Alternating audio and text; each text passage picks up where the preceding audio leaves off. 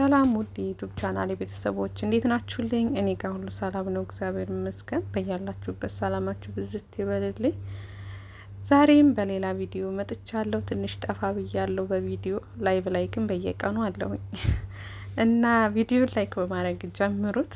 ዛሬ ውህድ ምንም አልሰራሁም፣ ግን ጸጉሬን ስታጠብ የማደርጋቸውን ቅድመ ተከተሎች ነው የማሳያችሁ። እንደ አጋጣሚ ሆኖ ዛሬ ስታጠብ ምንም አይነት ውህድ ስላልሰራሁኝ ባለኝ ቅባት ነው ተቀብቼ የታጠብኩት ማለት ነው። ግን ከመጀመሪያው እስከ መጨረሻው የማደርገውን ቅድመ ተከተል ይጠቅማችኋል ብዬ ነው ማሳያችሁ ማለት ነው። የብዙዎቻችሁም ጥያቄ ነው። የቅርንፉድ ውሃ ግን እንደተለመደው እጠቀማለሁ እና ወደ ቪዲዮ እንሄዳለን ማለት ነው ውዶችዬ።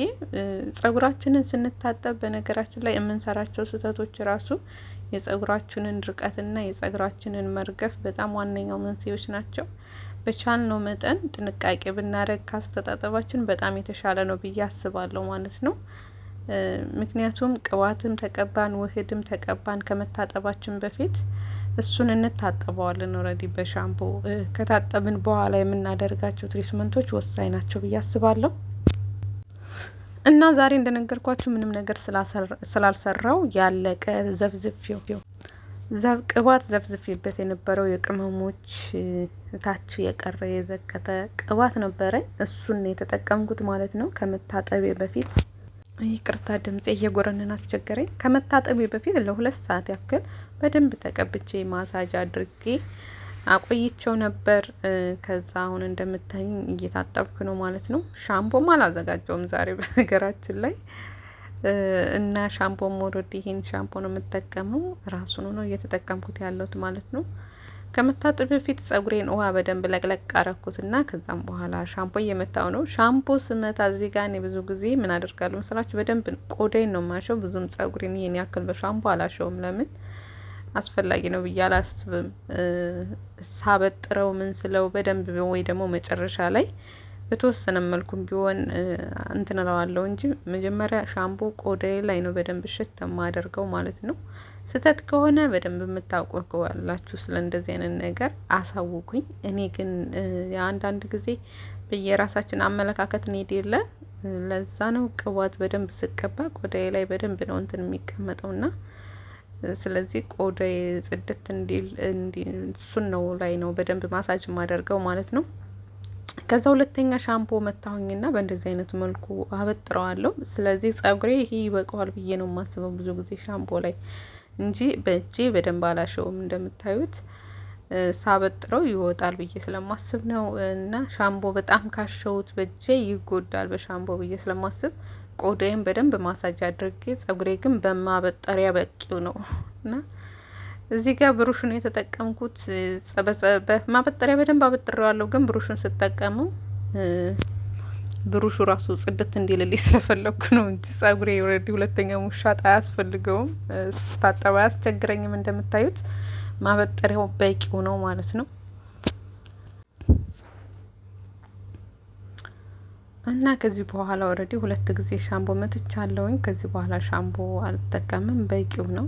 ቅባቱ በደንብ ቅመሞች የበዛበት ስለነበረ ነው እንጂ ሁለተኛ ሻምፖም ራሱ ብዙ ጊዜ አልጠቀምም። እኔ በሳምንት 2 ስለምታጠብ አንድ ጊዜ መጀመሪያ በደንብ በውሃ ልቅልቅ ካልኩትኝ ከዛ አንድ ጊዜ ከመታውት በቂው ነው ማለት ነው። እና ያው ቅባቱ በጣም ወፍራም ስለነበርና ቅመሞቹን ዝቅጥ ያለ የፈጨውት ቅመም ተጠቅሜ ስለነበር እሱ ቆዳዬ ጋር እንዳይለጠፍ በሚል እንዲጸዳ ነው።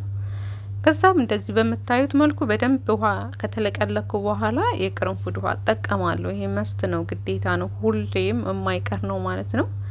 ቅርንፉዱን እንዳያችሁት አልደፋውትም። ይሄ ፍሬውን እዛው ላይ ነው የሚቀመጠው። ለብዙ ጊዜ ነው የሚያገለግለኝ። አሁን እዚህ ጋር ትንሽ ይሄ 3ኛ ቀኑ ነው ከሰራሁትና እንደምታዩት ቀልቷል። ግን ሙሉ ስለነበረ ቀንሽ ውሃ አልጨመርኩበትም። ግን አሁን ይሄን እንደቀነስ ውሃ ሞላበታለሁ። ሲወፍር በጣም ቀይ ሲሆንብኝ ውሃ ላይ ሞላበታለሁ እንጂ ቅርንፉዱን አንተክትኬ አልደፋውም። እስከነ ቅርንፉዱ ነው ጠርሙስ ውስጥ ማስቀምጠው ማለት ነው። ምንም አይሆንም። በምታዩት መልኩ በደንብ ቀላቀልኩት፣ አለቀለኩት ነው የሚባለው። ተለቀለኩበት ቅርንፉዱን ብዙ ጊዜ ብዙዎቻችሁ ቅርንፉድ እያደረቀብን ነው ትሉኛላችሁ። ምንም ጥያቄ የለውም፣ ትክክል ናችሁ። ግን አያያዛችሁ ጭምር ነው። አያያዛችሁን ብታስተካክሉ ኑሮ ቅርንፉድ ይሄን ያክል መቋቋም ትችሉ ነበረ። አሁን እንደምታዩኝ በምታዩት መልኩ ብትጠቀሙት ለውጥ እንደምታገኙበት ተስፋ አለኝ። በዚህ አይነት መልኩ እንድትጠቀሙት እመክራችኋለሁ። እኔ ሁሌም ነው እንደምታዩት በሳምንት 2 ስታጠብ ይህንን ነገር እጠቀማለሁ ማለት ነው። ጸጉሬ ግን ይሄን ያክል አይደርቅብኝም።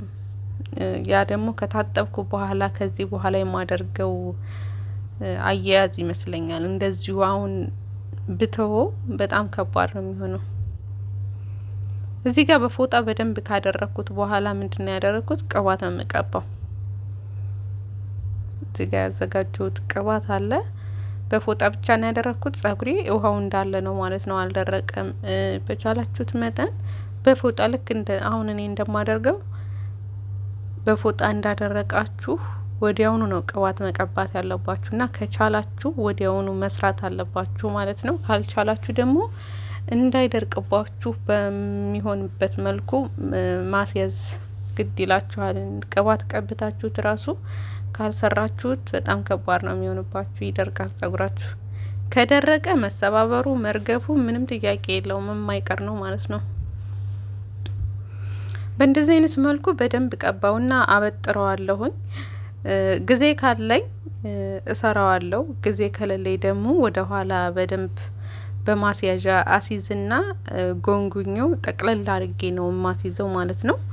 አሁን ግን እዚህ ጋር ቪዲዮ እንዳይረዝምባችሁ ብዙ ሰዓት እንዳይቆይም እኔ ደግሞ ሰዓት ነበረኝ ጸጉሬን በትክክል ለመስራት ማለት ነው።